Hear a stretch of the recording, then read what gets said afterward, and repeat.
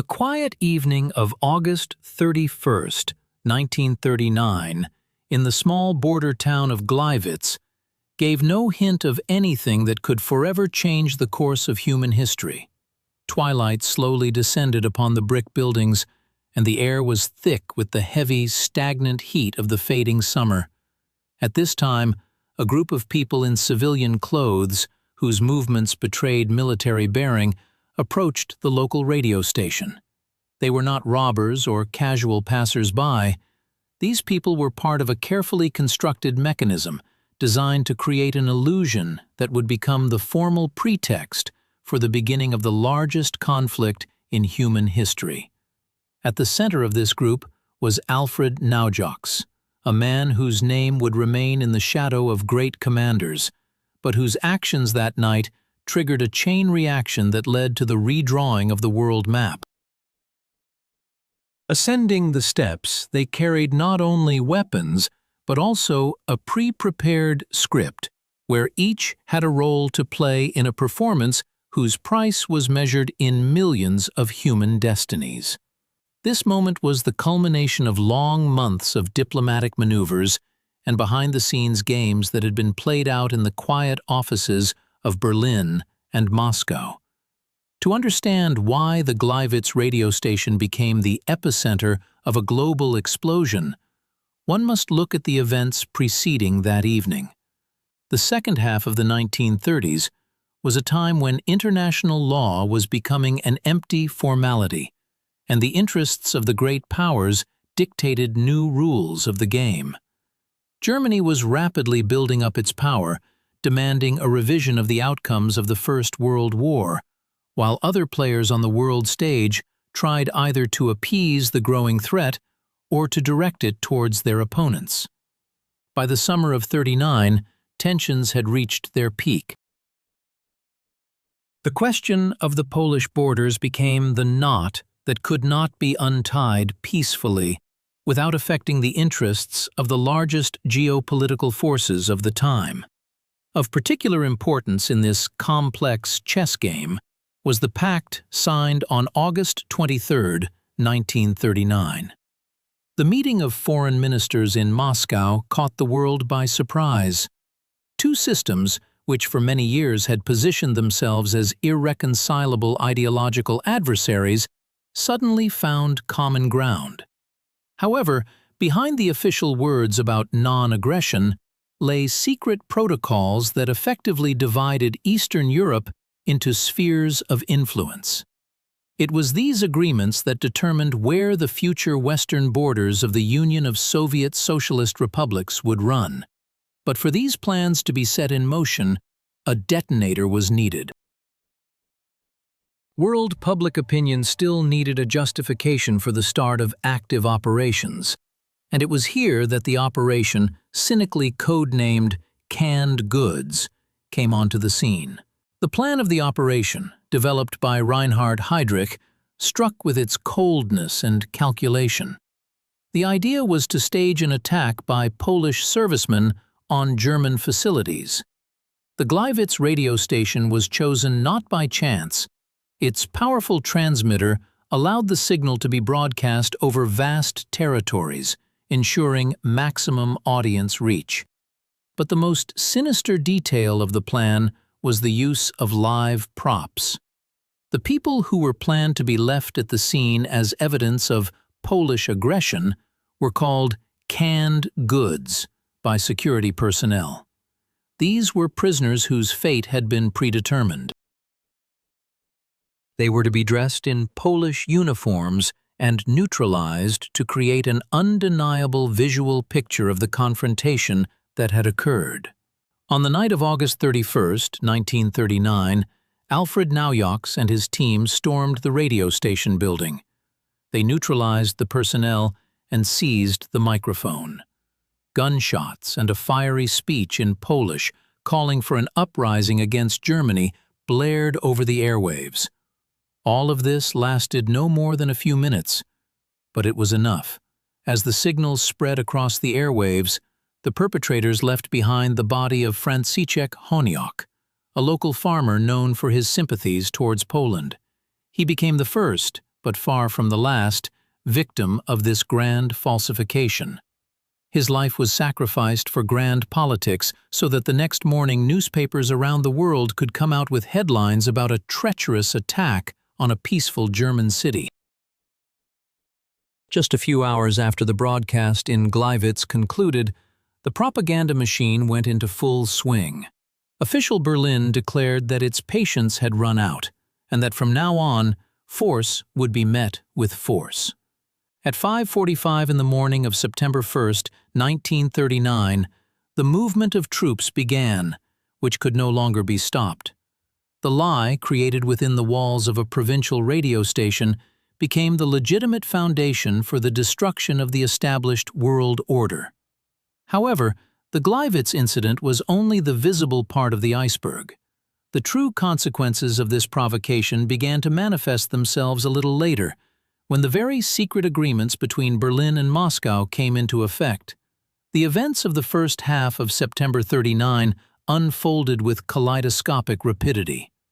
While one side rapidly advanced deep into territories, the other carefully monitored the observance of the previously outlined demarcation lines. It is important to understand that without the guarantees received in Moscow, the decision to begin active operations in Europe could have been postponed or taken in a different form.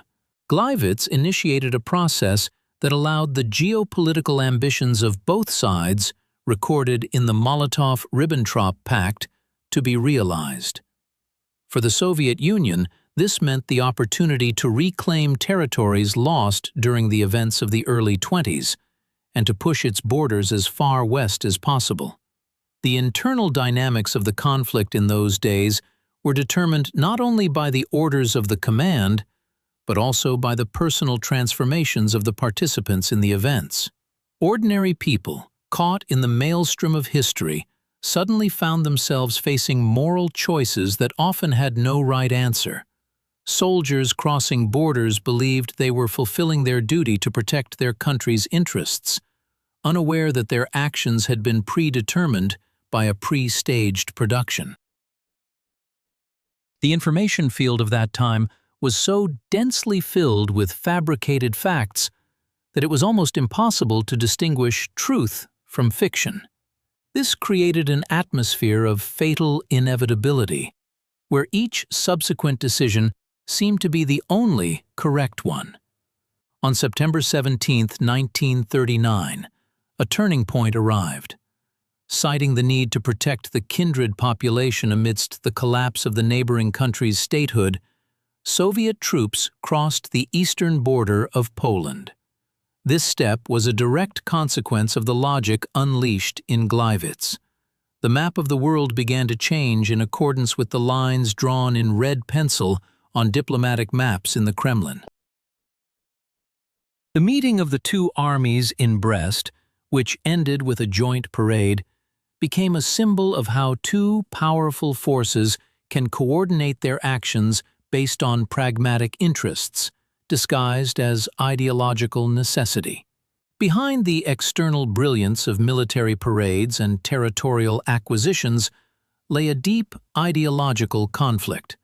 Not just states clashed, but entire systems of views on how the world should be organized. In this value system, the individual ceased to be a subject of law and became an instrument for achieving global goals. The Gleiwitz provocation exposed the cynical essence of the politics of that time. If reality does not correspond to your plans, reality must be fabricated. Lies in the media space became not just an addition to military force, but its vanguard, paving the way for tank columns. This ideological rift divided society into those who believed official reports and those who tried to see the true motives of leaders behind them.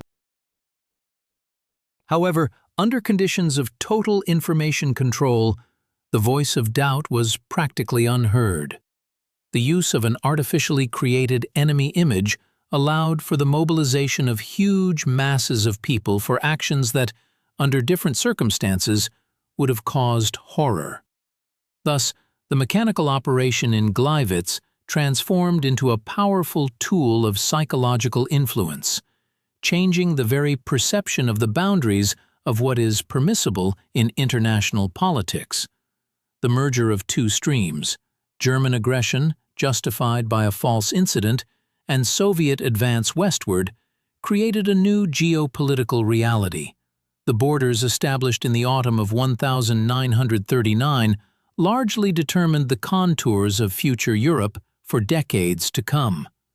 The western regions of Ukraine and Belarus became part of the USSR, which was the realization of a long-term strategy for gathering lands and strengthening defense capabilities. However, the price of this strengthening was inextricably linked to that initial act of deception that occurred in Gleiwitz. Without this first domino bone, the entire chain of events could have looked completely different. The transformation of the perception of these events occurred only years later, when at the Nuremberg trials, the world learned the details of Operation Canned Goods from the mouths of the participants themselves.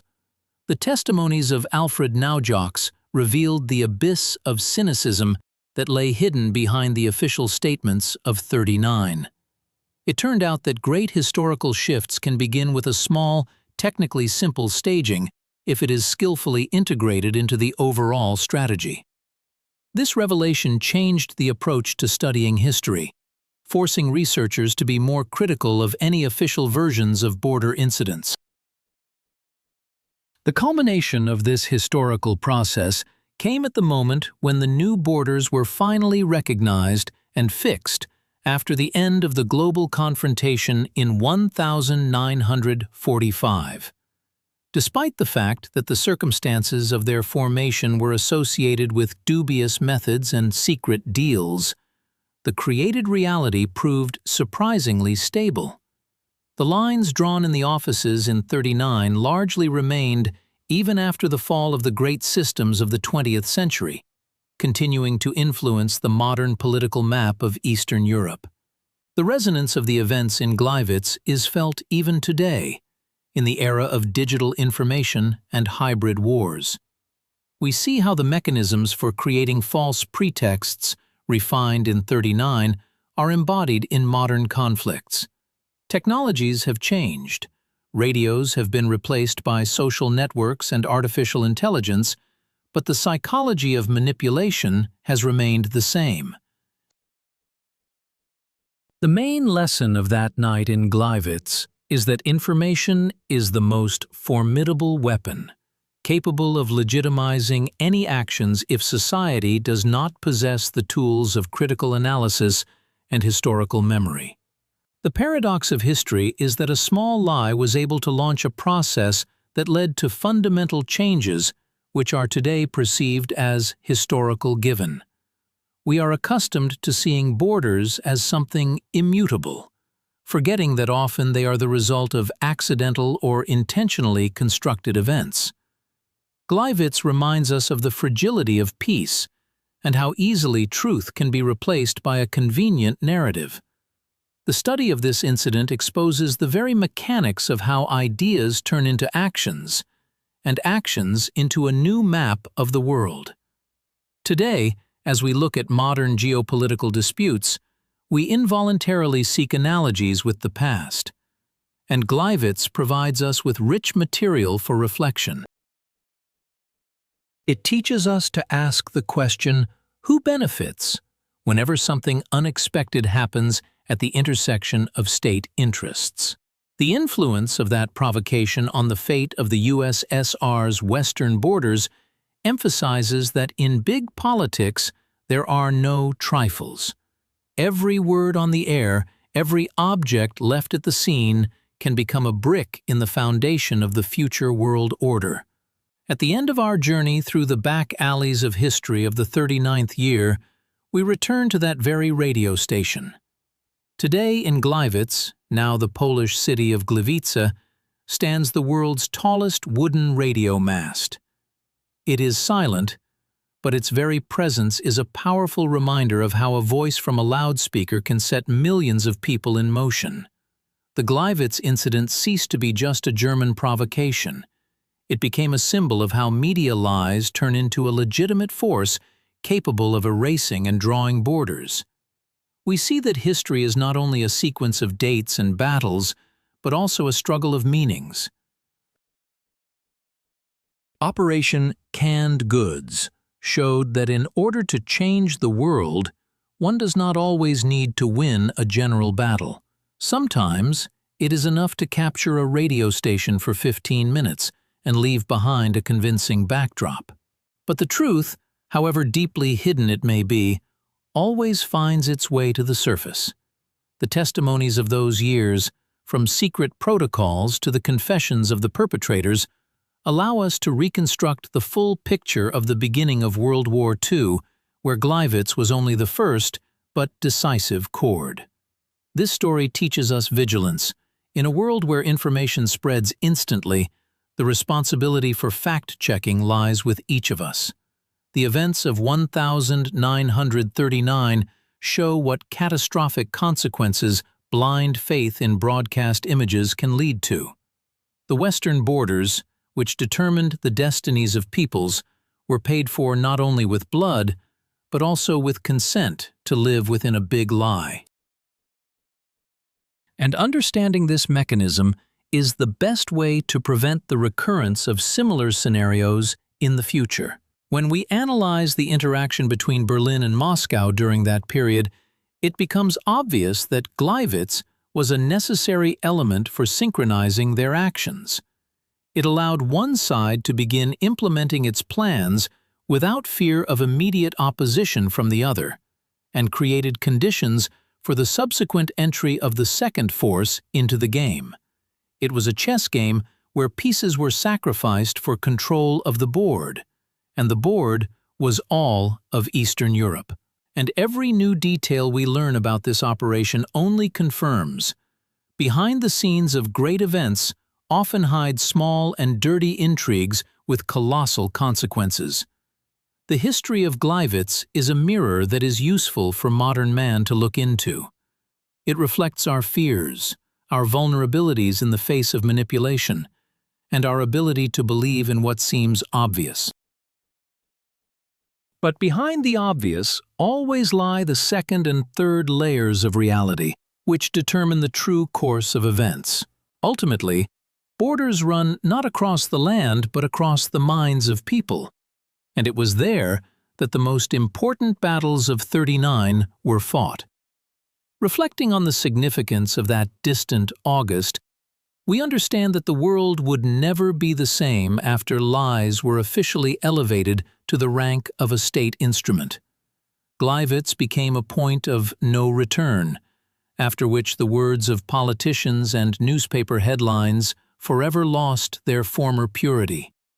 But it is precisely the study of this bitter experience that gives us hope that knowing the methods of deception, we can better protect the fragile truth upon which our common future is built. Concluding our analysis, it is worth recalling Franciszek Naujocks once more. His name was long forgotten, but it is his fate that is the most vivid testament to how human life is devalued in the millstones of great geopolitics. He was not a soldier. He made no decisions. He simply found himself in the wrong place at the wrong time, becoming a detail in a script written in Berlin. And there would be millions of such details in the subsequent 6 years. Gleiwitz opened the door to the abyss, and our task is never to forget exactly how that door was opened. History is not a frozen monument, but a living process that continues in our thoughts and actions. The Gleiwitz incident and the subsequent border changes continue to shape our world, reminding us that the past never truly leaves. It lives in the outlines of states, in the memory of peoples, and in the lessons we learn from the mistakes of our predecessors. And let the silence over the old radio mast in Gleiwitz be an eternal reminder of how dangerous it is to trust loud calls echoing from the darkness. Understanding the connections between the provocation of August 31st and the events of September 17th allows us to see the complete picture. These were not isolated episodes, but parts of a single strategic plan where each participant knew their benefit. The lie in Gleiwitz created space for maneuver, which both sides exploited, redrawing the world map according to their ambitions. And this picture of the beginning of World War II, stripped of propaganda embellishments, reveals to us the true face of the politics of that time. Thus, the study of the mechanics of the Gleiwitz incident goes beyond simply studying military history. It is a deep dive into the psychology of power, into the methods of managing public opinion, and into the ways of justifying violence through the manipulation of facts. The lessons of that era remain relevant, calling us to responsibility for every word and every decision, because the consequences can echo through decades, determining the fates of future generations and the borders of new worlds. Throughout the 20th century, historians debated the details of these events, but today, the facts speak for themselves. The Gleiwitz provocation was not an accident, but a natural outcome of the development of totalitarian systems, where truth is merely an obstacle to achieving a goal. And recognizing this fact is the first step towards becoming more resilient to modern forms of information influence, which often use the same patterns as 80+ years ago. The world born in the fire of that autumn was complex and contradictory. The borders established by the Molotov-Ribbentrop Pact became the subject of fierce discussions and conflicts, but they also became the basis for the formation of new national identities. The path from the false broadcast to the actual entry of troops into Poland was short in time, but immense in its historical consequences. And every time we look at the map of Eastern Europe, we see the invisible traces of that very August 1939. Let this story serve as a warning to all who believe that the end justifies the means. Gleiwitz proved the opposite. Means based on lies and cynicism inevitably lead to catastrophes whose scale cannot be predicted at the moment of taking the first step. The truth may be bitter, but it is the only reliable foundation for building a world where borders are defined by respect and agreements, and not by secret protocols and staged attacks. Ultimately, the echo of the Gleiwitz shots faded in physical space, but it continues to resonate in the space of meanings. Our task is to hear this echo and understand its significance, so that next time someone tries to create a new reality from scraps of lies, we can say, "We know how this is done, and we will not let it happen again." Only in this way does history transform from a set of tragic dates into a tool for our common salvation and development in a world where truth matters. Decades later, we can confidently say that the Gleiwitz incident was not just the beginning of a war, but the collapse of illusions about the possibility of coexistence with aggressive falsehoods. It showed that any concession on matters of truth leads to the loss of much more than just territory. It leads to the loss of humanity in international politics. And the fate of the Western borders as a result of those events will forever remain in history textbooks as an example of how high diplomacy can intertwine with base deception, creating a reality in which we all still have to live today. Looking into the details of Operation Canned Goods, we see not only the faces of the perpetrators like Naujocks, but also the shadows of those who stood behind them, drawing arrows on maps. This study brings us back to the understanding that history is made by people, and it is people who are responsible for the meanings they imbue their actions with. The lies in the media field of '39 were merely a tool, but the consequences of their use became fateful for millions. And this is the most important resonance that we must record today. analyzing the events of those distant, yet still so close, days. The text approaches its logical conclusion, but reflections on Gleiwitz are only just beginning. Each time we encounter informational noise around border conflicts, we involuntarily recall that quiet radio station. This is an eternal lesson in vigilance and critical thinking that 1939 left us.